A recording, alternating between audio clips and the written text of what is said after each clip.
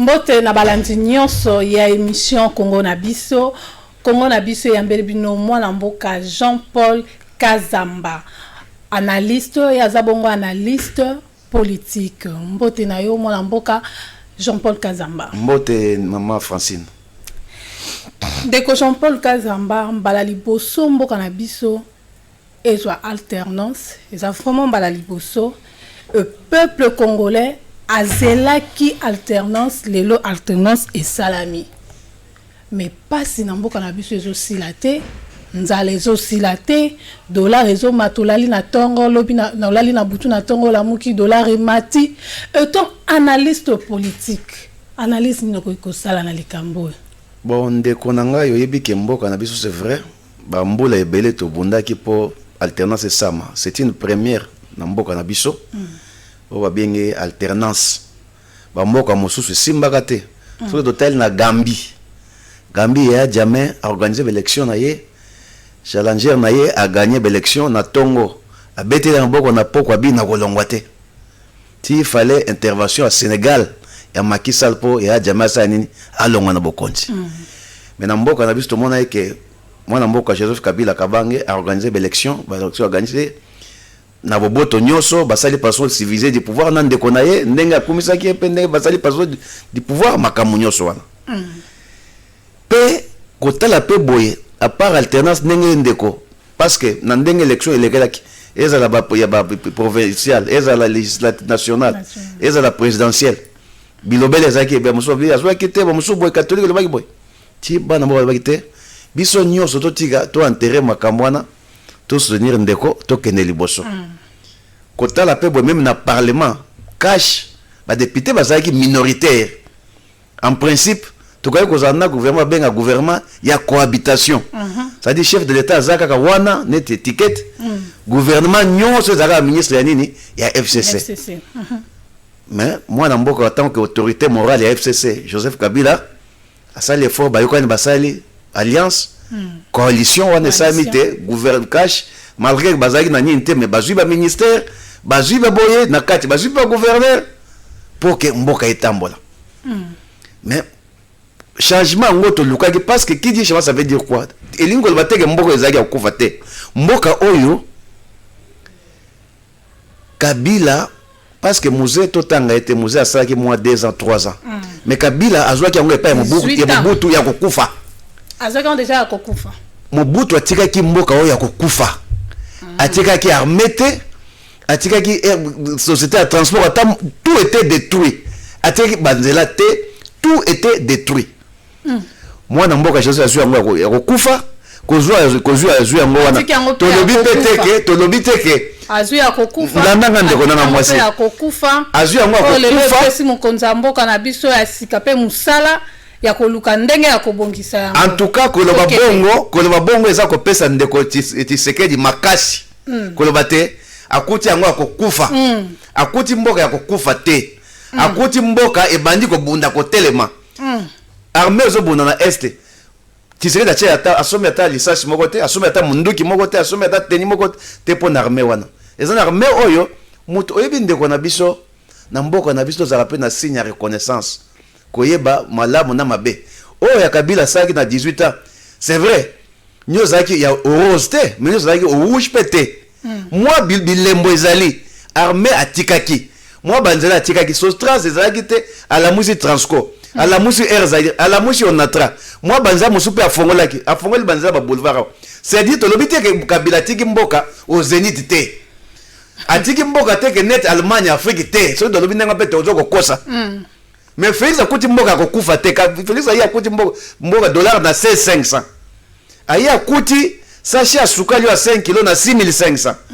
ba indicateur ne batalaka yango wana biso ndenge Félix ayi to bosa biso ayi teke comme de la baguette magique le col a na bokonzi dollar ezaki na 6500 ya zongi sana na 10000 te mais to loba ke soki akutaki na 6500 atika ngona na 6500 wana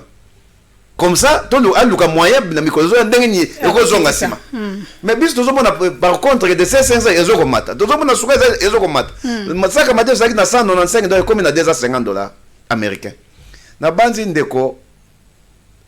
Mobutu alisi akenda na mboka oyo ça fait au moins tozokende ba 30 ans mais kine lelo ba congolais mususu soka azangi courant azangi mayo mobutu na boma mboka oyo. Alors Allemagne ezaki détruit par ba alliés, mais c'est-à-dire elle détruit Allemagne ezaki basaki table rase net qui ça ba immeuble ba ça comme ba jekamine ba RTNC nyonso par terre ba hôtel du fleuve, mais na 10 ans ba tomola ki Allemagne. Lelo Allemagne est une grande puissance dans 4 Europe. Donc mboka na biso lelo yo kota la boye ndeko Félix asali une année. Azana raison ko pesa biso te so une année lelo ko kota mbala moko kota gratuité et enseignement. Ndeko na ngai po ezalaka te pendant 18 ans gratuité enseignement ezo ma bête mais peuple congolais esungi ba parents belé ndeko na ngai esungi ba congolais mingi lelo bana tozo tanga ofele. Ndeko na ngai Francine mboka na biso moi j'ai été enseignant. Enseignement ekufaki pour na minerval te. Enseignement ekufaki pour na salaire ya mabe o ba pesa ka ba enseignant. Le enseignant moi na ye na 1000 francs a tie 10 sur 10. So aucun université à campus au côté ba professeur ba longa ba ko ba projeter pour salaire malonga ezali te ba tikeli ba cours ba assistant. Ba ça il se laisse aussi corrompre. Voilà. Donc Jean-Paul Leloto le belana nous likamba ba saut de mouton. Est-ce que musala o ya saut de mouton ezala ki penza urgent et côté priorité na ko bandana no musala o ya saut de mouton to il fallait ki to bandana na banzela o to zana na ba kati ba avenue na biso ko bandana ko bongisa ngo pona ko sisa embouteillage le saut de mouton bimisi mbongo ebele. Bon déconnant moi si na kanisi réponse linga na pesa la partie à question na yo au moins soko taille to be o kabila sala kinini. Tout le monde a quand même agrandir Banzela, va boulevard Lumumba, va boulevard du 30 juin. Bah saut de mouton, va ça en soki Banzela. Nyos va route secondaire, nyos ça déjà asphalté. Et ça dans macadam. Mais le local a toujours embouteillé les alliés maintenant tout ça là, bah saut de mouton. Parce que ici on retient sur Banzela égalité. Mais tout ça dans l'action de Banzela est belé au ezali non construite. So je vais venir qui quitte ou on a venir quitte ça dans lemba so on wana oko keneti na Gombe ça ko le par boulevard Lumumba. Ezangi makat Banzela ndeko eza ebele o ba ko exploiter bon nga so de mouton na peut-être que ça qui escroquerie façon que les mbongo bima parce que mbongo pe mec pe misala sala ebele o lelo justice ezo sa musala nango ya kolandela ba oyo ba yibi mbongo wana ndeko na mwasi omoni ministre dozango le ministre la finance Sele azali to ba benga descendance école ya Matata ya ba Nemi wana moi rigueur ezalaka mbongo ebimaki ya sode ebimaki une affaire na landaki ndeko alobi ebimaki une affaire ya 70% o ba pesa ki na présence de la République parce que tant mbongo wana ebimaki ezali gouvernement ebimina onte il fallait gouvernement qui va travailler na présidence ba marché ni ezali ndé président à nous ba marché na entreprise publique ba débourser ki na affaire ya 70%. Mais côté à Moussa ndenge sami boye ko kisa ta 15% te ezali soni pe mawa mingi ndeko na mwasi. Et les autres qui ont avancé, ndenge ni mboka zo avancé pour Kabila teke est-ce que le Kabila ko ateke mboka ko kufa so de moto pe musale sa mite pour ateke mboka ko kufa so ki lelo misale za au goût na chete ba bete bino bato ya FCC bino bato a PPRD de bozo tele na ba action ya mokonza mboka zele za ki voix ezaki malamu musalo ngake sila depuis kala mais bino PPRD boza toujours wana pour na ko sa so ni nde yango zo distraire peuple na façon wana tango ba détourner zo ko salema ba sur facturation ezoko salema ba rétro commission ezoko salema ba kosake FCC mbongo se bimaki mbongo ebimi après FCC eko boto aso mbongo wana na tango mbongo ebimi ndeko nanga mwasi oza na mwana ndako mama nazana besoin ya 1000 francs na somba boy yozwi na 500 bongo ya eko pesi mwana 500 avant pesi 500 musuko tout ne bon 500 na ozwaki eloko baki osomba wapi yosombi eloko yosombi emonani te ba pesi bina faire 70% bino niveau à président de la République. Pour ça, Moussala ndenge zo mona, ba même 15%. Ba baksa bino lisusu. Pour détourner lisusu. Nde sika ozoyoka, ndeko ya finance bazoko nyonga ye, bazoko tie parce que alinka même moi rigueur wana Matata wana ezala. Mbongo ebimaki 70%. Mais Moussa ezo mona eza soki 15%. To baksa so mbongo mosusu. Bon on en est ke wapi? Ndo moniti le comme balamuki ono, il faut na justice batali kamongo. Nde ezali nde boy. Blocage c'est sikani mbongo ebimaki mais mbongo ebimaki soki oyo ebimaki nanu e mona ni tomba te tozali na lemba tozwi na école Mokengeli nga naza na lemba nasali 36 ans zo école Mokengeli misala esamaki wana ezalaki réflexion eza peinture eza tol eza baso mwa ordinateur 5 millions de dollars américains surfacturation nyonso wana ministre bandobimisa kaka mbongo alors yaka azobimisa mbongo ndenge sur le marché bozokodetourne bosomba kwa ndako ezoprovoke inflation dollar ezokomata peuple azosouffrir balobaka ministre ya finance azosala eloko te non bakosaka peuple te ministre amoni bosoto oyebi ke ministre na article 93 le ministre est patron de son département aza na politique na ye na département na ye mais na ntango amoni ke déficit esalemi mbongo ebimi ebele amoni ete institution neti présidence de la république ezalaki prévu que il faut par an na dépense annuelle ezala 80 millions de dollars mais ye moko a dépensé au moins 180 millions de dollars américains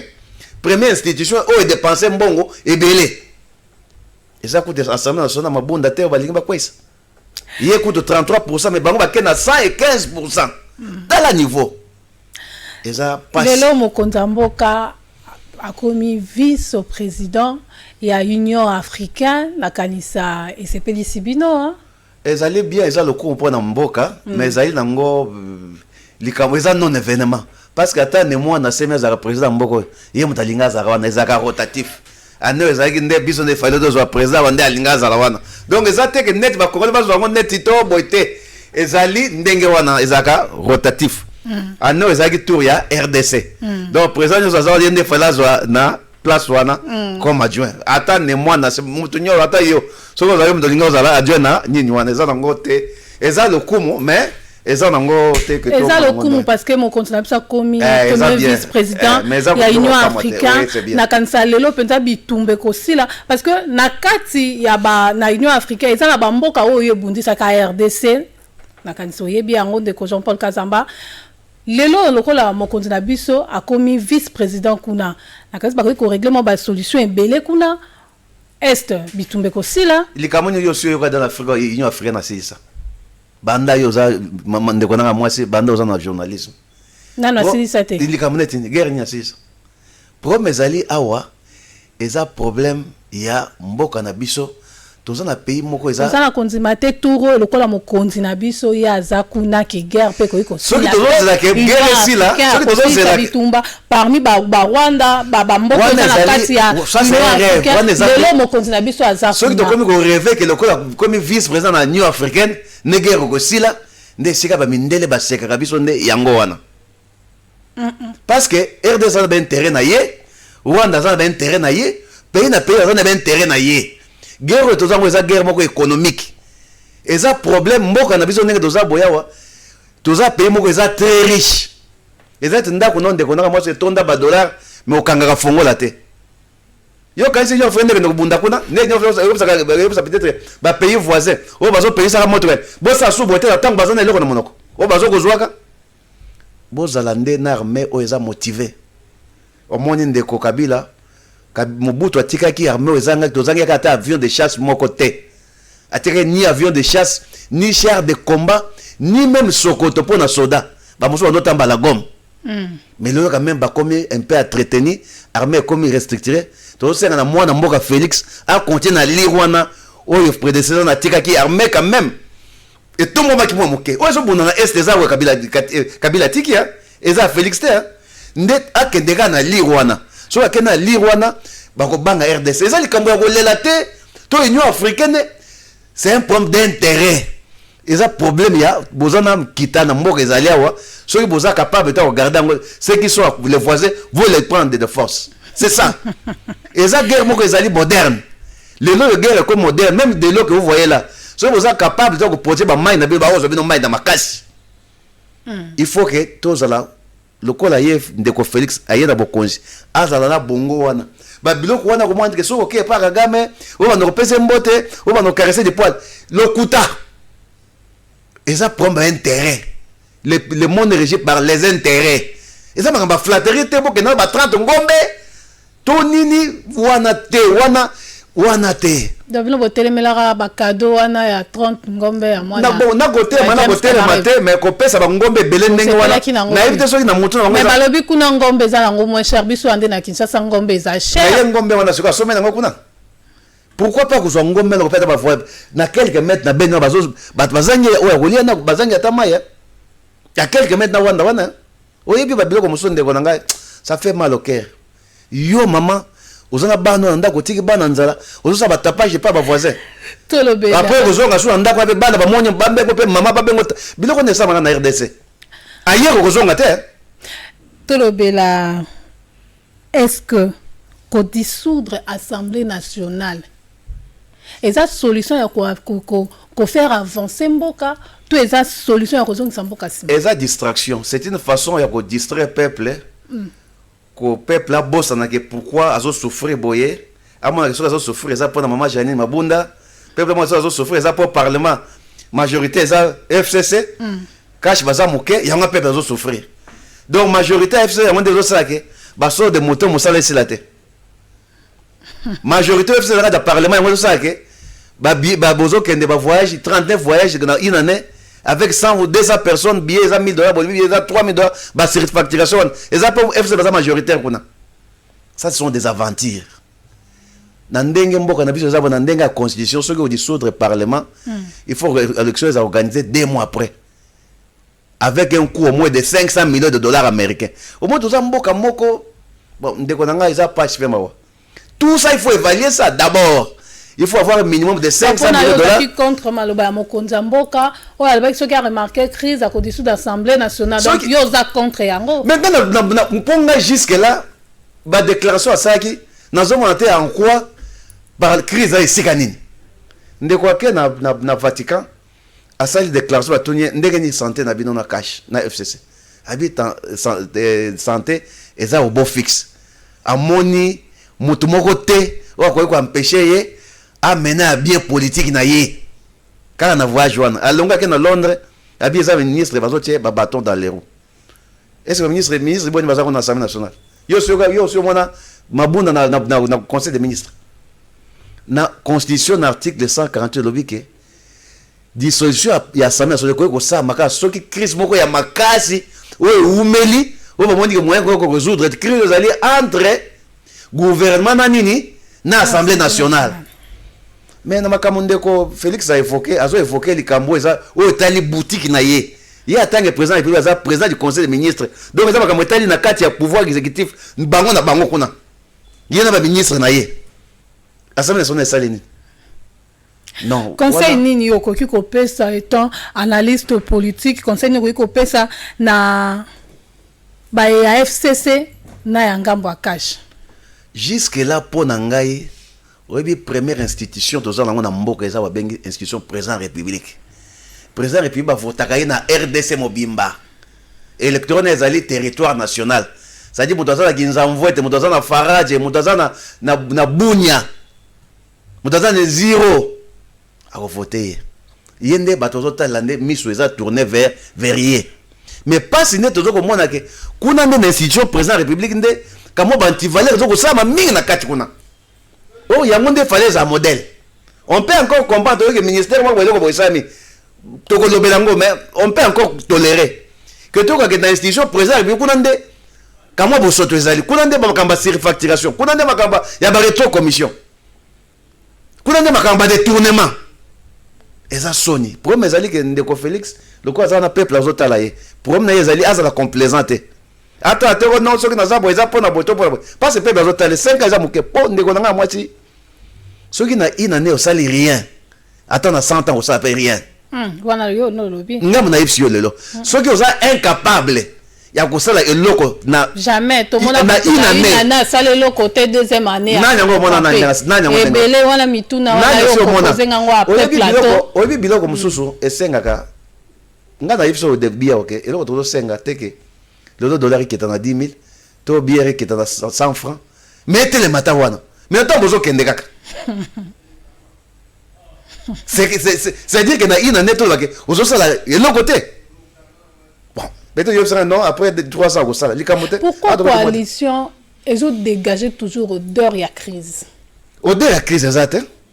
ezande eloko moko ezali farfeli ezali moko monter de toutes pièces par les détourneurs ba distraire peuple que le peuple azo liate c'est parce que FCC cache bazo yona te qu'est-ce que alliance à FCC cache a à voir par le fait que le baso de moto yangwana est comme inachevé moussa et ça matin. Hein, de moto sur le renan. Qu'est-ce que cela a à voir avec le fait que net entreprise de Kendo sa net école Mokengeli à 5 minutes facture à 2 millions, bino bono de 2 millions, comment 4 millions pour 2 millions qu'on paye ça biso. Qu'est-ce que le FCC a à voir avec ça? Qu'est-ce que l'alliance? Non, on a une distraction à les politiciens. Mboka o ezali dirigé par des textes, par loi. Ezali kamuté que ceux qui battent donc Mboka ezali mibeko ezali, ceux qui ezali mabe justice ezali. Na présence de la République d'Ozana va bien structurer la IGF. IGF est inspection générale des finances. Ezali créé par ordonnance à Mobutu depuis 1987, qui ne date pas d'aujourd'hui. Ezawana. Ezali pour la mission nango ezali kaka moko contrôle la finance publique. Ako contrôler avec la présence makambo ça magi boy. Aïna ba dossier ngo apesi na PGR. Et ba kamuté ke ba kosa ka ba distraire bato alliance donc alliance de ça que bozo kokate bato ba mettre ngo de ça que dollar bato. Ndenge ozo monela. Est coalition ko penza e ko kende vraiment tina suka e ko simba to ba ko panzana na moment. Coalition eza makambo. Coalition wana eza ko te quand ko lobela te problème eza ki awa eza distraction. Problème c'est qu'il fallait que tu n'engages besoin de tourner regarde faire Félix tout en n'engages pas tambo zamboka tout en n'engages 39 voyages à Sali à l'espace d'une année et là quand il y a même les biso mbongo bonye bimi tout par exemple bon à 100 jours on a mbongo magnet par exemple le baki 70% bon n'engages mais ça et ça n'est pas été c'est ça mais monsieur c'est ma distraction qu'est-ce que ça a à voir le lot comme on a PPRD na ba parti nyonso ya FCC bokomi lokola ba opposant ya mokonzi mboka na lobi mboko ndenge toza boza mboka ya IDPS ya PPRD eza mboka ba congolais mutu nyonso tanga zo mona clair tako ya sui mikono abandi koloba wala ningai ndenge ndeko Félix aza wana aza angelo te soki aza angelo bo nzinga